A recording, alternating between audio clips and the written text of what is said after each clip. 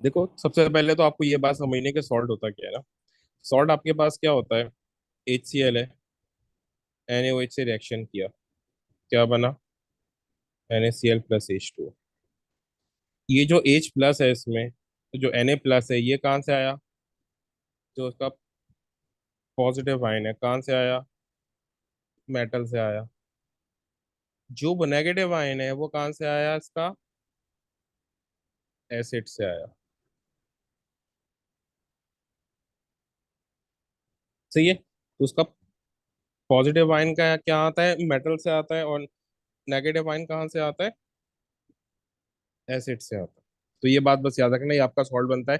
यानी कि जब भी आपका यहाँ पे रिएक्शन ये हो रहा होगा ना, चाहे NaOH के साथ हो रहा हो, चाहे Na यानी मेटल के साथ हो रहा हो, चाहे Na2CO3 के साथ हो रहा हो, तो ये क्या देंगे? ये मेटल देंगे आपको। ठीक है, ये क्या देंगे आपको? ये मेटल देंगे। ठीक है, Na, Na, Na2, ये मेटल यहाँ से आएगा, यानी पॉजिटिव आयन यहाँ से आएगा, और जो एसिड है उससे नेगेटिव आयन आ जाएगा। ये आपका बनता है सॉल्ट। अब सॉल्ट होता है क्या है? सॉल्ट की टाइप्स कितनी होती है? सॉल्ट की दो टाइप्स होती है। एक होती है वो सॉल्युबल, और एक होती है इनसॉल्युबल। ठीक है, सॉल्युबल सॉल्ट में आपके पास ये सारे सॉल्ट आते हैं। सोडियम सॉल्ट आपका, सारे के सारे sodium salt, sodium, potassium, ammonia, ammonium और नाइट्रेट, ये ऑल टू ऑल जो है, विदाउट एनी एक्सेप्शन, ये सारे के सारे सॉल्युबल होते हैं। But chloride salt majorly soluble होते हैं, एक्सेप्ट टू लेट, ये क्लोराइड और HgCl। HgCl तो आप ये हेलोजन में भी आपने आपको पढ़ोगे ना, ये क्या होता है? इनसॉल्युबल होता है। और सल्फेट सॉल्ट भी सारे के सारे सॉल्युबल होते हैं, except barium sulphate, calcium sulphate और लेड सल्फेट। अब जो सॉल्ट इनसॉल्युबल होते हैं वो क्या होते हैं? मेजरली जो कार्बोनेट के सॉल्ट हैं सारे के सारे इनसॉल्युबल होते हैं। बट तीन एक्सेप्शंस होती हैं: सोडियम कार्बोनेट, पोटेशियम कार्बोनेट और अमोनियम कार्बोनेट। ये तीनों के तीनों क्या होते हैं? वो सॉल्युबल होते हैं। तो ये आपके पास एक चार्ट है सॉल्युबल और इनसॉल्युबल सॉल्ट्स का। अब क्या होता है कि सॉल्ट हम प्रिपेयर कैसे करते हैं? सॉल्ट हम प्रिपेयर कैसे करते हैं, देखो अब दो टाइप है। अब यहाँ पे मेरे पास आती है जो टाइप्स आती है ना, देखो सबसे पहले बात करते हैं सॉल्युबल सॉल्ट को किस तरीके से प्रिपेयर करेंगे। ठीक है, तो देखो सॉल्युबल सॉल्ट को इस तरीके से प्रिपेयर करते हैं।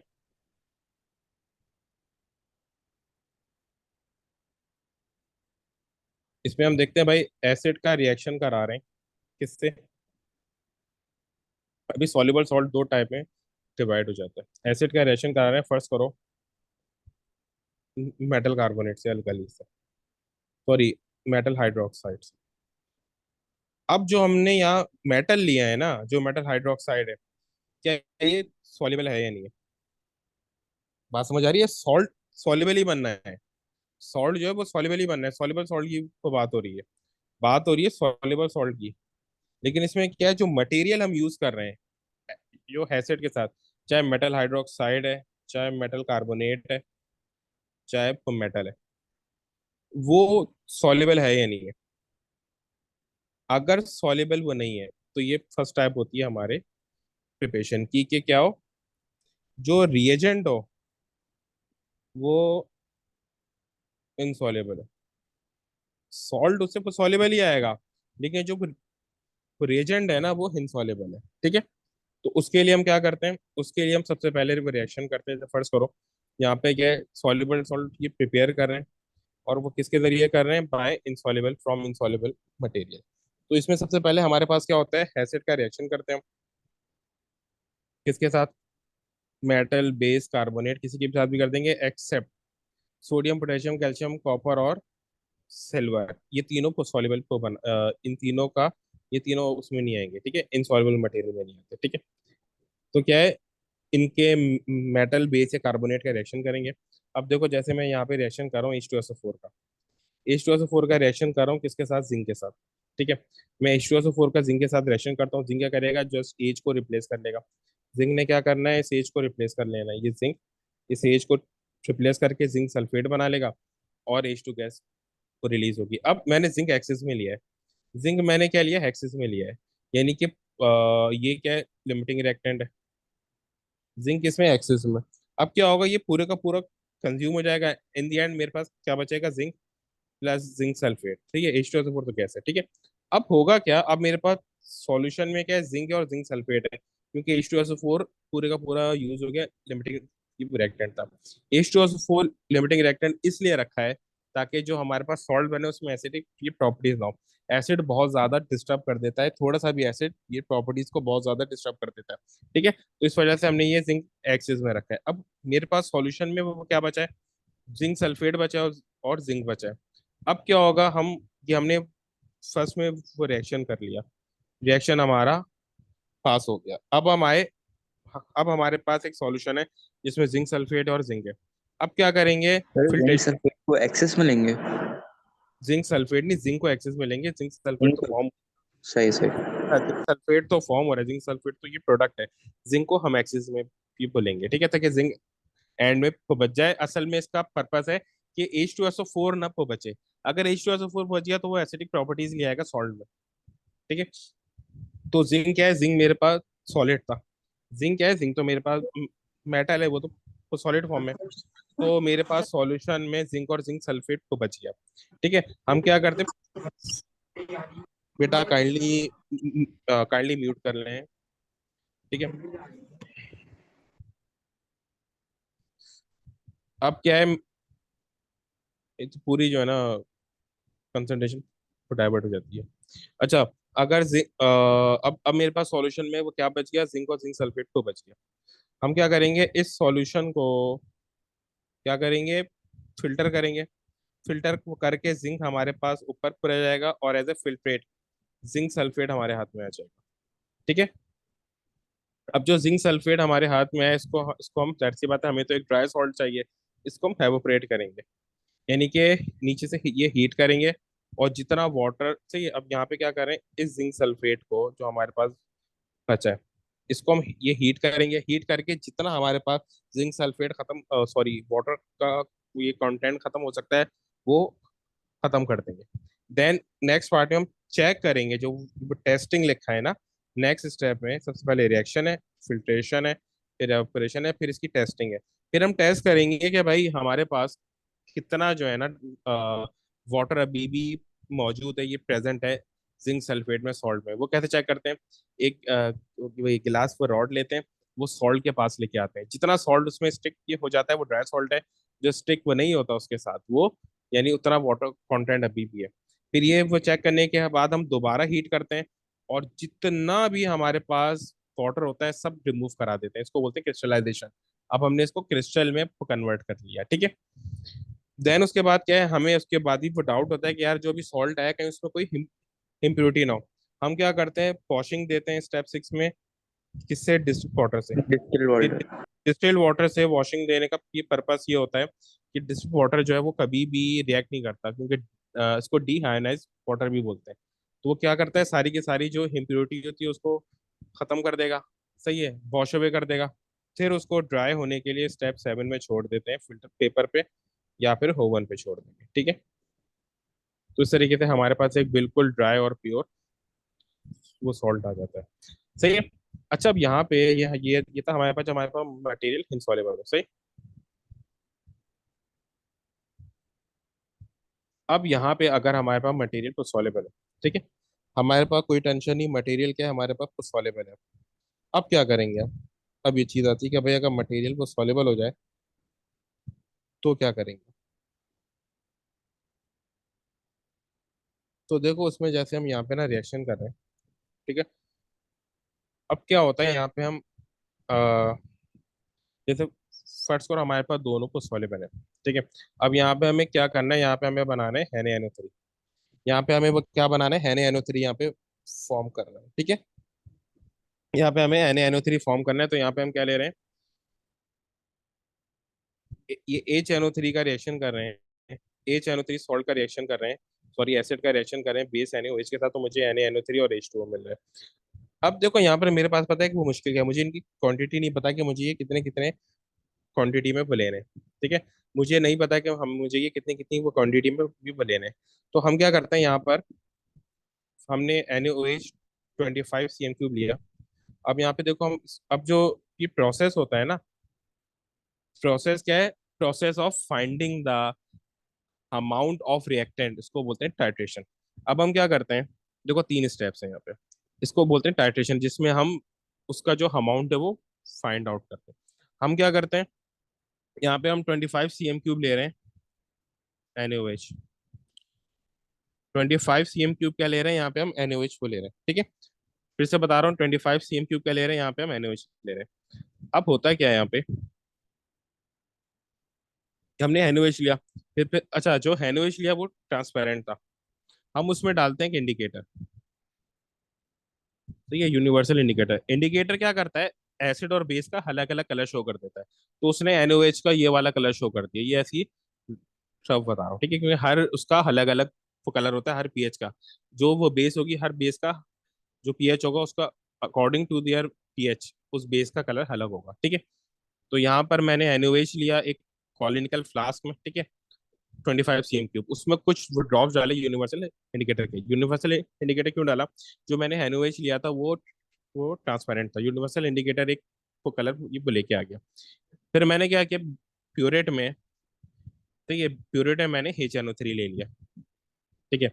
अब क्या हुआ, मैं इसमें ड्रॉप बाय ड्रॉप HNO3 को डालने लगा।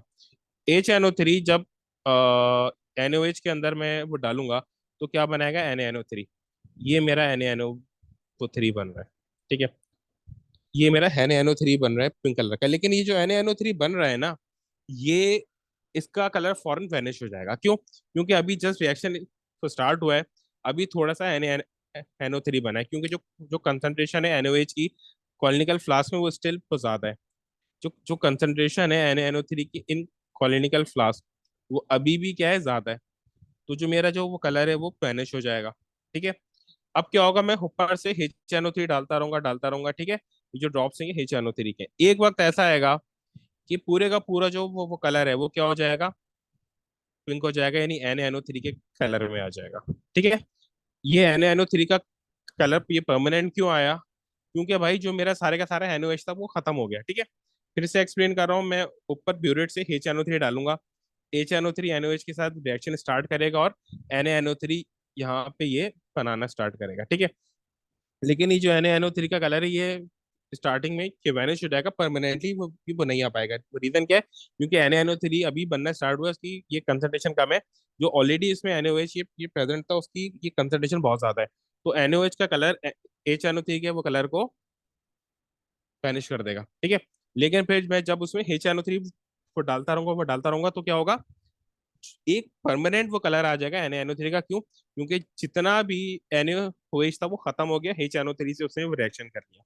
जब ये परमानेंट वो कलर आ जाएगा ना, तो मैं वो नोट कर लूंगा कि भाई इतना मैंने HNO3 नोट किया है, यानी यूज किया है वॉल्यूम।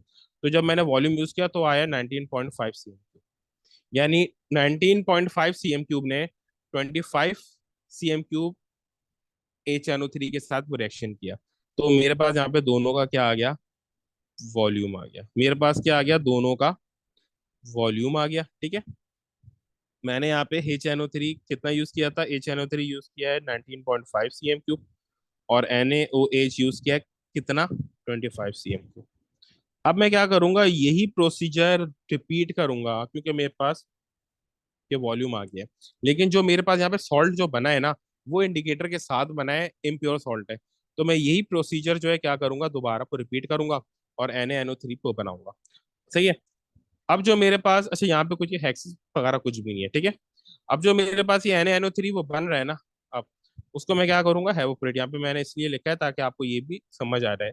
एवोपरेट का मतलब है कंसंट्रेट भी, एवोपरेट को बोलते हैं, यानी हीट करना। मैं इसको हीट करूंगा, हीट करने के बाद मैं इसकी टेस्टिंग करूंगा, जो मैंने ऊपर वो लिखा हुआ था।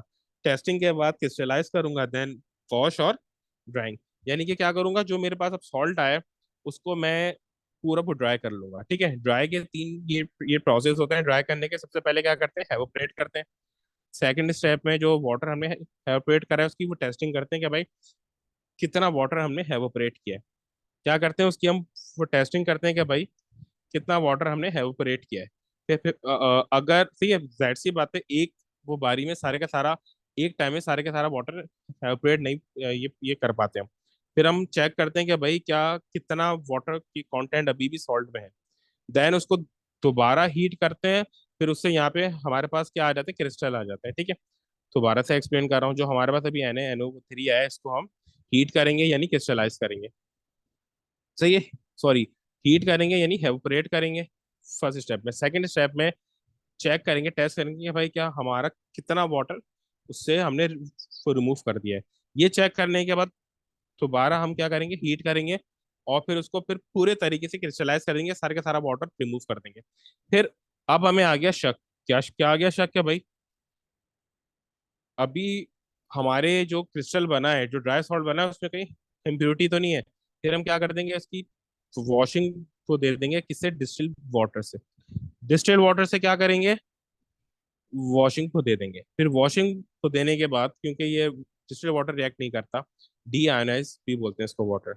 वॉशिंग देने के बाद फिर इसको ड्राई होने के लिए छोड़ देंगे, किस पे, या तो फिल्टर पेपर पे या फिर ओवन के अंदर, सही। फिर उसके ये आपका पूरा आगे ड्राई सॉल्ट मिल गया। अच्छा, इसके बाद आपका आता है इनसॉल्युबल सॉल्ट। अच्छा, इनसॉल्युबल सॉल्ट में हमारे पास क्या होता है, देखो जैसे मेरे पास ये Na2+CO3 है, ठीक है। अब यहाँ पे मैं रिएक्शन कर रहा हूँ Na2SO4 का किसके के साथ, लेड नाइट्रेट PbNO3 के साथ। और क्या बन रहा है, ये मुझे चाहिए, क्या बन रहा है, PbSO4 सॉलिड और NaNO3 बन रहा है। अब यहाँ पे मेरे पास क्या होता है, मैंने कहा वो रिएक्शन करता हूँ, ठीक है। जब मैं रिएक्शन करता हूँ ना, तो मैं पहले से इसको लेता हूँ एक्सिस में, और इसको लेता हूँ लिमिटिंग रिएक्टर, ठीक है। तो मैं इन दोनों का रिएक्शन करता हूँ, तो क्या बनता है, PbSO4 और NaNO3। अब यहाँ पे मेरे पास क्या है, जब मैंने रिएक्शन पूरा कंप्लीट कर लिया ना, तो मेरे पास तीन चीजें बच गई। एक Na2SO4, एक PbSO4, एक NaNO3। PbNO3 पूरे का पूरा कंज्यूम हो गया, क्योंकि मैंने लिमिटिंग रिएक्टेंट लिया था। अब मेरे पास सॉल्यूशन में तीन चीजें, Na2SO4 है, NaNO3, और सॉलिड मेरे पास PbNO3 है जो मुझे चाहिए, सॉरी PbSO4 है जो मुझे चाहिए। अब मैं वही ये प्रोसेस करते हैं, सही है। फर्स्ट स्टेप में हमने क्या किया, रिएक्शन किया। सेकंड स्टेप में क्या करते हैं, इनकी फिल्ट्रेशन करते हैं। फिल्ट्रेशन करेंगे, जब हम इन तीनों की फिल्ट्रेशन करेंगे, तो हमारे हाथ में तो क्या आ जाएगा, सॉलिड PbSO4 आ जाएगा। अब जो PbSO4 हमारे पास आए ये फिल्ट्रेशन के बाद, अब हमें इस पे एक वो डाउट है भाई, ये प्योर है या इम्प्योर है, कहीं इम्प्योरिटी तो इसके साथ नहीं है। उसको इम्प्योरिटी हटाने के लिए इसको करेंगे वॉशिंग, किससे, डिस्टिल्ड वाटर से। ये हमारा क्या, स्टेप 3 है। क्या कर रहे हैं, वॉशिंग कर रहे हैं डिस्टिल्ड वाटर से, ठीक है, ताकि सारी की सारी इम्प्योरिटी वॉश में हो जाए। अच्छा, फिर से बता रहा हूँ, डिस्टिल्ड वाटर रिएक्ट नहीं करता, क्योंकि वो डी आयनाइज वाटर होता है, ठीक है। फिर देन जब हम वॉशिंग को कर देंगे, फिर उसके बाद उसको ड्राई होने के लिए छोड़ देंगे, किसमें, ओवन में या तो फिल्टर पेपर पे। तो ये हमारे पास के चार 4 स्टेप प्रोसेस था, ठीक है। सबसे पहले क्या किया, Na2SO4 का रिएक्शन किया PbNO3 से, Na2SO4 एक्सिस में लिया, PbNO3 लिमिटिंग रिएक्टेंट में लिया। प्रोडक्ट में क्या बना, PbSO4 और NaNO3। अब मेरे पास सॉल्यूशन में क्या बच गया, जो मैंने एक्सिस में लिया था, Na2SO4, PbSO4 और NaNO3। अब जो ये मेरे पास सॉल्यूशन आया है ना, जो एंड में बचा है, क्या, Na2SO4 plus PbSO4 plus NaNO3। इसमें से मुझे वो चाहिए क्या, सिर्फ ये, क्योंकि ये मेरा सॉलिड है, बाकी ये दोनों लिक्विड में यानी कि एक्वस फॉर्म में। तो मैं क्या करूंगा, फिल्ट्रेशन करूंगा। फिल्ट्रेशन से ये दोनों मेरे पास क्या हो जाएंगे, खत्म हो जाएंगे, मेरे हाथ में क्या आ जाएगा, PbSO4 आ जाएगा। अब जो PbSO4 मेरे हाथ में है, उसकी मैं क्या करूंगा, ये वॉशिंग करूंगा डिस्टिल वाटर से। देन उसको ड्राई होने के लिए छोड़ दूंगा, कहाँ, ओवन या फिल्टर पेपर पे।